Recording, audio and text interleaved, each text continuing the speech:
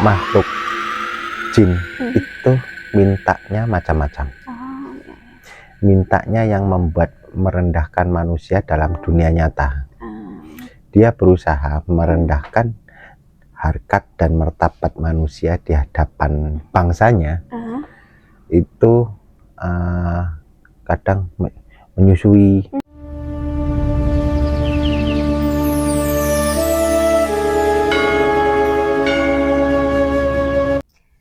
Halo pemirsa, jumpa lagi di Java Kembang Channel.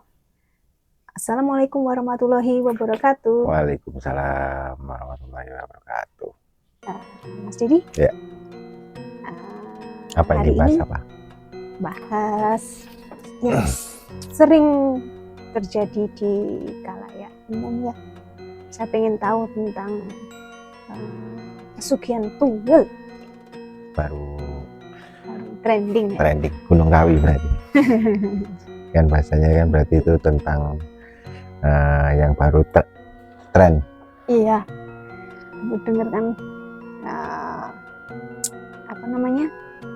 Kalau kita mempunyai pesugihan tuyul, bisa nggak kita Mas Dedi share apa itu pesugihan tuyul? Asal muasal tuyul, pesugihan tuyul itu seperti apa? Oke. Assalamualaikum warahmatullahi wabarakatuh. Halo. Salam. Gini, melanjutkannya berarti gini ya. Kita bedahnya kan asal muasal kan tadi pertanyaannya. Iya. Asal muasal. Terus ini kan ada pro dan kontra antara yang percaya tentang sisi astral tuyul itu tadi sebagai pesugihan, sama yang tidak percaya. Berarti yang berhubungan dengan tidak percaya itu yang menggunakan logika nalar. Ya.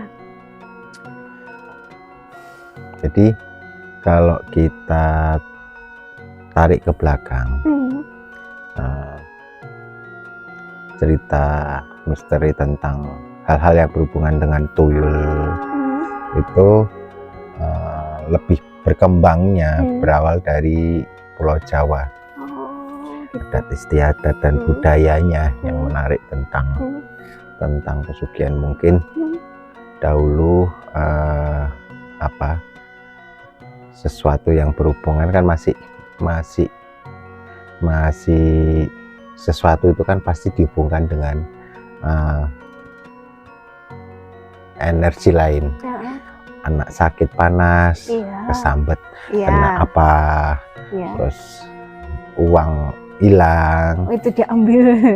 Itu biasanya langsung untuk pihak yang akan disalahkan kan pasti pihak yang berhubungan dengan makhluk yang tidak terlihat itu tadi. Nah, metode tuyul ya bahasanya. Nah, itu berkembang. Itu memang jadi perdebatan. Mungkin ada dari sisi lain, aku tidak percaya tuyul, aku nggak mungkin, nggak terjadi, itu hanya tahayul, seperti itu. Memang bisa dibenarkan kalau dari sisi nalar logika cara berpikirnya, karena tidak ada uji empirisnya ya, uji fisiknya, terus uji tolak ukur yang menganggap memang tuyul itu adalah bagian dari suatu pelaku pencurian atau pengambilan uang. Tapi dalam hal sisi lainnya, ketika uang itu hilang ataupun berkurang, itu biasanya kan ada, kalau di metode nalarnya, kadang kita lupa menaruh atau kita membelanjakan barang tapi lupa bahwasanya uang tersebut udah dibelanjakan. Nah, manusia kan biasanya kadang ada lupanya. Itu dari sisi nalarnya ya, dari sisi nalar. Tapi kalau kita tarik lagi dari sisi kepercayaan spiritual, konsep tuyul ini mungkin bisa diartikan dari penglihatan mata batin, terus manifestasi wujudnya anak kecil yang botak itu tadi, ingon-ingon, ingon-ingon kayak gitu. Nah, dua metode yang berbeda kan ini. Satu pengujiannya dari dia harus mendapatkan suatu metode empiris, ada wujudnya, ada uji laboratorium, uji labnya, uji kelayakan benar pelaku, ini pelakunya. Sesuatu akan bisa dibilang itu kebenaran ketika ada wujud nyata, ada wujud ujinya. Itu tidak salah dari kacamata keilmuan logika. Tapi kalau dari spiritual ataupun ahli-ahli agama atau ahli katakanlah yang mempunyai sisi penglihatan panca indera lebih itu tadi, indera keenam, mereka melihatnya dan menyimpulkan itu perwujudannya seperti itu adalah pelakunya. Jadi lebih gampangnya ketika dahulu terjadi yang namanya daripada bahasanya nuduh A, nuduh B, nuduh C, penengahnya ini biasanya itu tadi pemuka agama, ahli spiritual, yang lebih enak itu ini diambil oleh makhluk yang tidak kelihatan. Cerita ini turun temurun akhirnya menjadi suatu kepercayaan. Kepercayaan ini jadi ketika ketika di suatu daerah atau wilayah atau kampung itu kental sekali atas kepercayaan hal seperti itu, ada kejadian uang hilang, nanti tersangkanya langsung ke situ. Kita masuk dulu dari sisi dua paradigma yang berbeda ya ini, yang nalar sama yang dimensi di luar logika. Semua ini tidak disalahkan karena kalau yang nalar ini lebih ke arah biasanya pelaku pengambilan itu orang terdekat, entah itu bisa saudara, bisa anak, bisa istri, bisa suami, bisa orang terdekat, pembantu. Tapi ini kesimpulan yang dari sisi nalar. Kalau dari sisi spiritual, untuk menengahi agar tidak terjadi yang namanya perpecahan, dahulu ya kita bilang perpecahan atau seling surup, tetap menciptakan perdamaian dalam suatu keluarga atau lingkungan, lebih ke arah ini ada yang nyuri, ini bentuknya tuyul, itu berarti jawaban final sebagai penengah dan kesannya seperti oh ya wis kan gitu. Nanti si korban meminta tolong oleh pemuka agama atau pemuka spiritual untuk bagaimana caranya, akhirnya dilakukan pemagaran pada rumah. Itu nggak salah karena saya pribadi dari sisi yang blok kiri, penglihatan indera ke-6 itu tadi, hal seperti itu ada, tapi nanti kita bahas di pertanyaan selanjutnya. Gitu. Itu intinya ada. Pada poinnya ada ya? Poinnya ada, karena sesuatu yang tidak masuk nalar itu sebenarnya ada. Terus Mas Dedi, saya mau tanya, kenapa intermezzo ngerokok dulu ya, maaf. Kenapa itu disebut tuyul? Asal-muasal namanya tuyul dan digambarkan anak kecil yang botak. Apakah juga bentuknya kayak gitu, kecil, botak? Jadi kalau bisa dibilang itu saya belum bisa mengartikan itu kenapa bisa dikasih nama tuyul ya. Dari cara dia mungkin berjalannya ya, entul nah kayak gitu. Itu kalau dari sisi saya seperti itu, dia kan mengendap-endap itu, entul. Nah entul kayak gitu, mengendap-endap mungkin. Ini hanya persepsi dari Mas Dedi. Persepsi saya, cuma tuyul ini kan sudah menjadi brand dalam istilah pemahaman di dunia adat istiadat spiritual kan kayak gitu. Tuyul. Wah, itu punya kecil, botak, dan itu bagian dari pesugihan. Terus banyak yang bilang, wah itu kalau punya tuyul harus disusuin. Emang benar itu? Jadi gini, makhluk jin itu mintanya macam-macam. Mintanya yang membuat merendahkan manusia dalam dunia nyata. Dia berusaha merendahkan harkat dan martabat manusia di hadapan bangsanya. Itu kadang menyusui, kadang menyetubui, itu kan macam-macam itu. Jadi kalau konteks manusia itu makhluk yang sempurna, makhluk yang mulia di antara makhluk ciptaan Allah yang lainnya.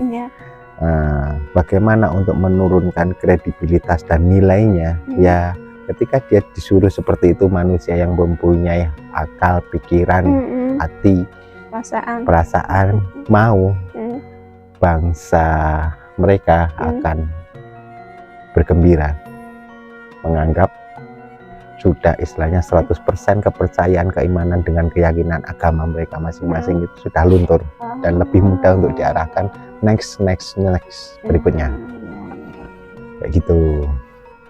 Terus ini ya kalau cerita-cerita ya, kalau uangnya kita ikat atau staples atau dikasih bawang putih, itu tuyulnya nggak berani ambil. Apakah benar seperti itu, Mas Dedi?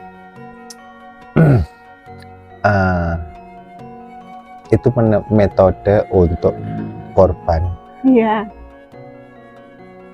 Psikologisnya tenang, psikologisnya merasa tenang, psikologisnya merasa damai, dan uangnya merasa aman dengan metode itu, dengan apa namanya arahan yang diberikan. Itu membuat korban ketika meminta bantuan akhirnya kayak mempunyai rasa kepercayaan diri, pulih lagi. Dengan cara seperti ini, aku yakin uangku tidak akan dicuri. Ini kan korban ini kan bahasanya. Tapi ini dari sisi korban dulu, kan kayak gitu. Terus kalau dari sisi tadi, kalau pertanyaannya tentang menyusui itu tadi, itu cara, macam-macam cara. Mungkin tidak menyusui pun juga bisa. Mungkin dengan cara seolah-olah kayak menggendong itu tadi. Kalau di film-film tuh kayak menggendong tuyul, nyingoni, atau kan memberi makan di dalam suatu kamar, ditaruh, yaitu hubungannya dengan sesaji yang ada macam-macam itu, kan kayak gitu. Itu macam-macam. Tapi inti dari itu, ketika kita mau melaksanakan apa yang menjadi keinginan bangsanya, bangsa jinnya, nilai manusia kita sudah dipastikan mau disuruh ke kiri, belok kanan, pasti mau. Karena psikologisnya sudah percaya tuh. Karena seolah-olah bangsa jin itu membantu ya untuk keinginan dari manusia. Jadi saya punya pengalaman secara spiritual, saya pernah menghadapi hal seperti itu. Kalau dari sisi ini katakanlah spiritualnya, memakai metode agama, dia akan menyarankan baca sholawat, banyak istighfar, banyak-banyak bersedekah. Itu metode untuk meyakinkan dari sisi korban yang merasa kehilangan itu tadi. Kalau yang datang katakanlah dukun secara spiritual tuh dukun bisa kejawen, bisa macam-macam itu tadi, paling nanti menaruh apa, tapi itu untuk yang poin akhirnya korban merasa dengan melakukan itu semua terkendali aman. Padahal hilang itu sebenarnya dimulai dari suatu prasangka negatif kita terhadap mungkin lingkungan. Diawali seperti itu. Contoh gini, kita kehilangan uang. Hal yang pertama sebenarnya keduanya ada benar. Entah anak, entah saudara, entah apa, entah pembantu, sekitar itu dulu. Tapi menjadi kabur ketika istilahnya mosok kan kayak gitu. Akhirnya larinya berprasangka lainnya, berprasangka. Akhirnya untuk menyelamatkan semuanya, tertuduhnya yaitu makhluk astral yang berupa tuyul itu tadi. Tapi benar nggak sih kalau memang tuyul itu mengambil uang? Menurut Mas Dedi, kacamata tuyul itu kan sebenarnya spiritual, manifestasi perwujudan dari jin ya. Jangan salah, itu bukan makhluk gundul kecil, karena dia bisa berubah menjadi apa aja yang dia inginkan. Cuman ketika kita menggambarkan, pertanyaan begini, ini terjadi hanya di Indonesia yang adat istiadat sangat kental dengan yang berhubungan dengan keyakinan, itu sangat kental. Jadi pada dasarnya pelaku utamanya itu adalah jin.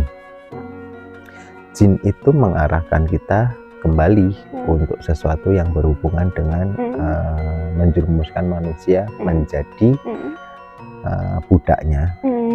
Yang kedua, menyesatkan manusia untuk menjauhi apa yang menjadi kepercayaannya. Jin akan berwujud ketika sudah terjadi transaksi ini. Akad lah bahasanya.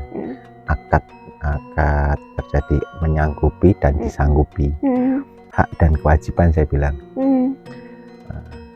Jin itu akan melakukan mengambil uang, itu bisa dia lakukan, diambil 1, 2, tapi tidak absolut bisa mengambil semuanya, karena poin utamanya meyakinkan yang membutuhkan ini, meyakinkan sehingga dia sudah melakukan apa yang menjadi kewajibannya. Bangsa jin harus melakukan apa yang menjadi kewajibannya,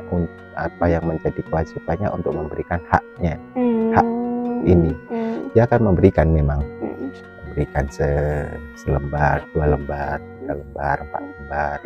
Nanti ketika sesuatu itu merasa ini benar, jin satu lagi akan mengajak rekan-rekannya untuk melakukan sesuatu, menggait dia lebih dalam lagi. Jadi poin utama dari pesugihan ini, memang itu terjadi pemirsa. Cuman pelaku secara gaib ini, kita berbicara secara spiritual gaibnya, bukan satu pelaku tapi ribuan,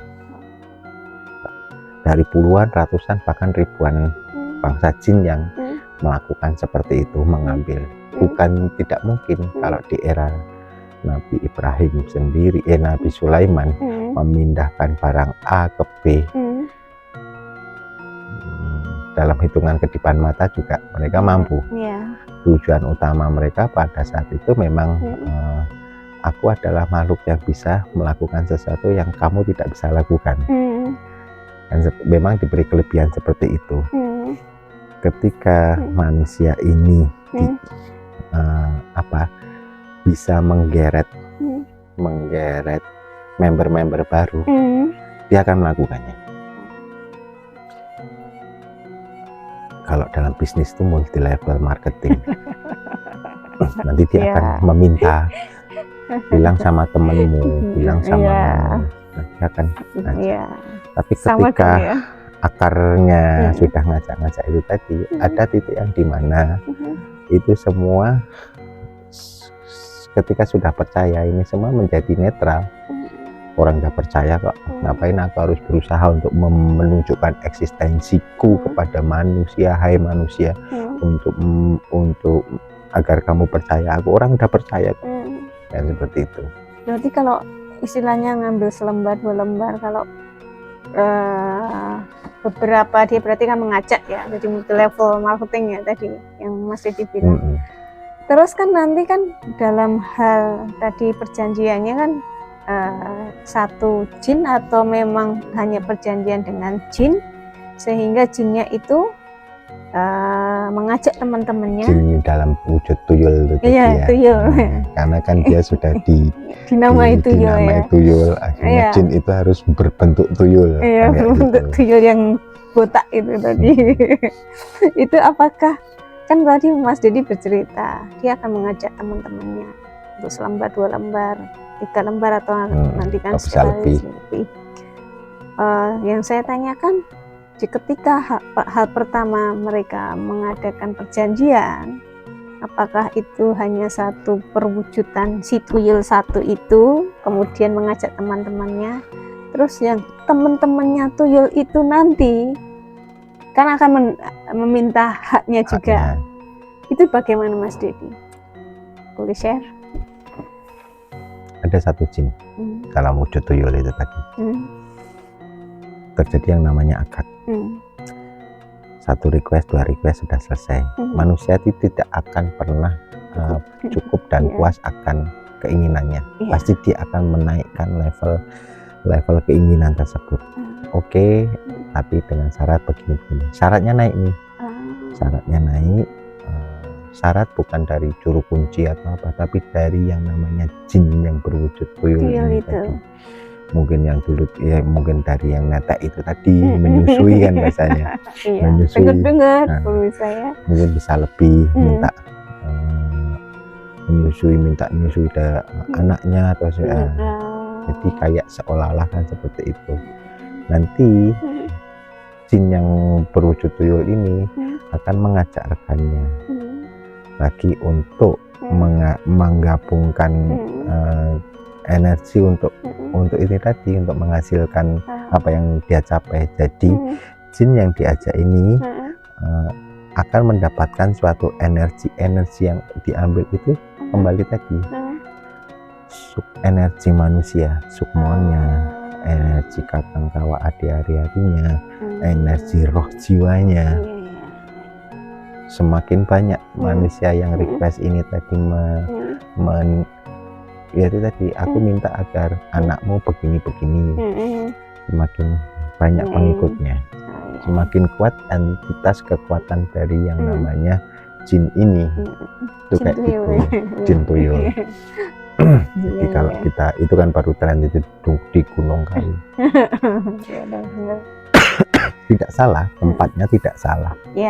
Tempatnya tidak salah, tapi ketika manusia mempunyai kepercayaan, maka suatu tempat itu akan terbentuk energi yang sesuai dengan kepercayaan yang mereka manifestasikan dalam bentuk seperti itu. Jadi apa sih keinginan manusia ini kan seperti itu. Jadi terbentuk energi seperti itu. Terus itu Mas Dedi, kalau tuyul itu mengambil, dengar-dengar pasti uangnya kalau kita kasih 100.000 itu yang diambil 100.000 terus. Apakah benar seperti itu?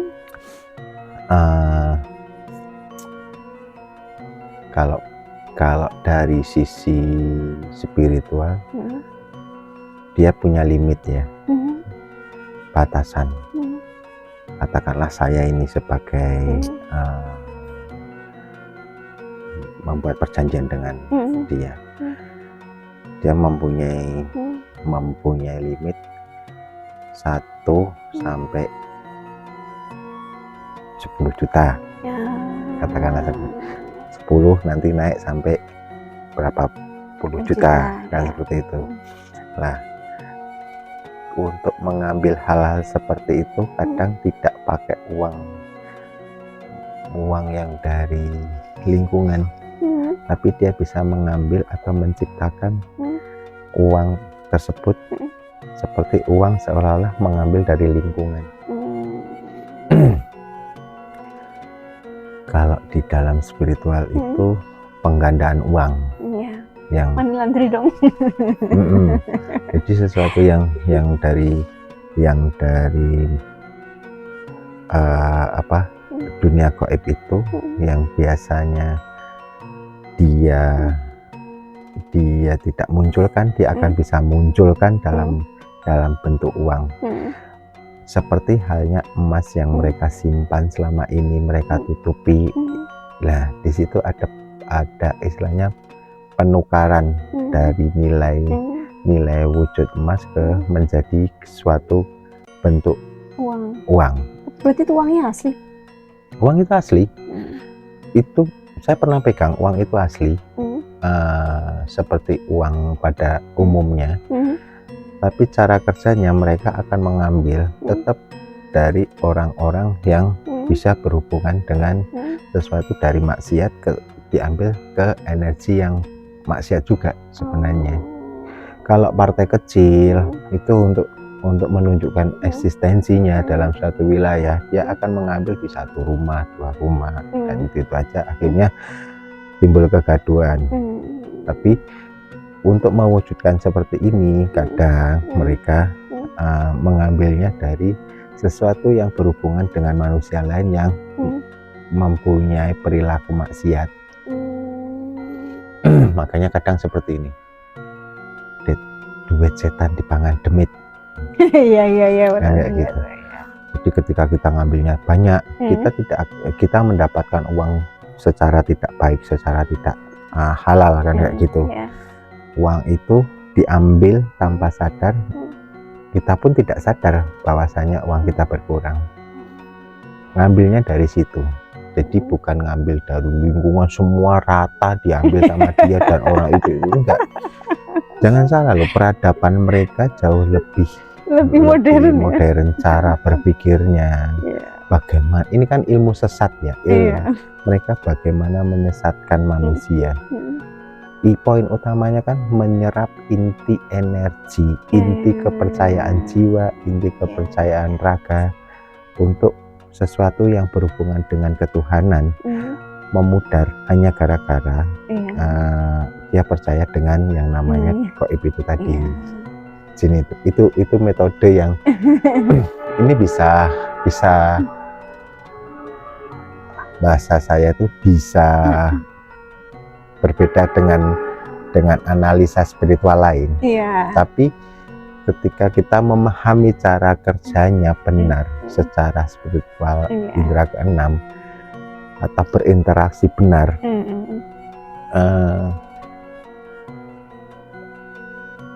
omongan saya ini pasti diiyakan. Karena metode itu metode yang sebenarnya dilakukan oleh jin-jin yang manusia. Saya sendiri bisa menguraikan ini dari komunikasi dengan mereka. Caranya seperti ini, cara mainku seperti ini, fungsi dan tujuanku, kenapa aku mau membantu, pasti ada sesuatu yang jauh lebih besar aku dapatkan dari yang manusia inginkan ya. Seperti itu, gitu. Jadi hal-hal kayak gitu di dunia perspiritualan, perkliниkan, perkliниkan itu hal yang sebenarnya bukan rahasia umum lagi. Contoh gini ya, dia bangsa jin itu bangsa yang juga diberikan kelebihan dan kekurangan sama seperti manusia.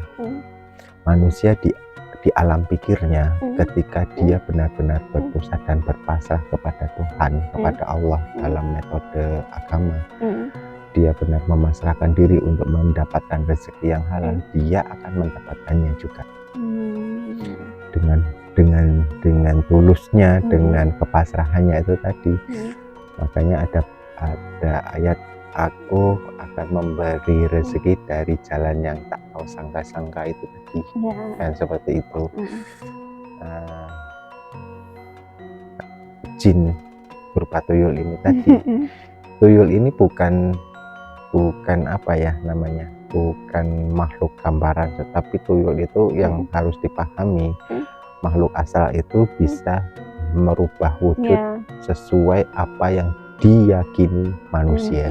Berarti kalau manusia meyakini bentuknya ini, pasti mereka akan berwujud seperti ini. Makanya kadang orang bertanya yang secara di awal tadi, yang mempunyai logika berpikir, kok di luar negeri nggak ada, adanya vampir, adanya mungkin Dracula. Karena mereka berwujud sesuai apa yang dipikirkan oleh jadi manifestasi manusia. Dari pemikiran manusia mereka mewujudkan. Jadi kalau kita bahas poin utama judul ini, pesugihan tuyul, pada dasarnya itu ada, dilakukan pun bisa, tidak perlu sampai jauh-jauh, nah, seperti itu. Ini bahasanya seperti itu, karena jin pun ada di mana-mana. Kenapa orang berbondong-bondong datang ke suatu tempat? Semakin jauh kita datang, katakanlah dari ibu kota, datang ke Gunung Kawi, datang ke tempat pesugihan yang lain, itu rasa pasrah, rasa percaya diri, rasa berserah diri kepada tempat tersebut akan besar. Ketika dia pulang dengan rasa mantap, sesuatu itu akan terjadi. Tapi ada juga ketika kita datang ke suatu tempat yang dianggap itu sebagai tempat untuk pesugihan, dengan tidak percaya diri kita datang, ya tidak akan mendapatkan sesuatu, karena energi jiwa kita menolak. Bagaimana bisa dia mewujudkannya? Karena sebenarnya ini kayak kita manusia, mobilnya kan dia jin ini mengarahkan ke sini loh, ke sini loh, kan kayak gitu. Ngedrive ke mobilnya ya. Semakin jauh semakin pasrah, semakin percaya pasti. Pertanyaannya, orang-orang yang sekitar, katakanlah di lingkungan kita, bisa lihat rumahnya, kita bisa lihatnya, ya sama seperti rumahnya, ada yang bagus, ada yang biasa, ada yang apa, dan seperti itu. Tapi ketika kita datang sudah jauh, sampai harapannya ini tinggi sekali, lebih besar. Apapun akan kita lakukan demi untuk mendapatkan keinginan. Ini makhluk astral yang bernama tuyul ini dengan mudah mewujudkannya. Tapi imbalannya yang terjadi,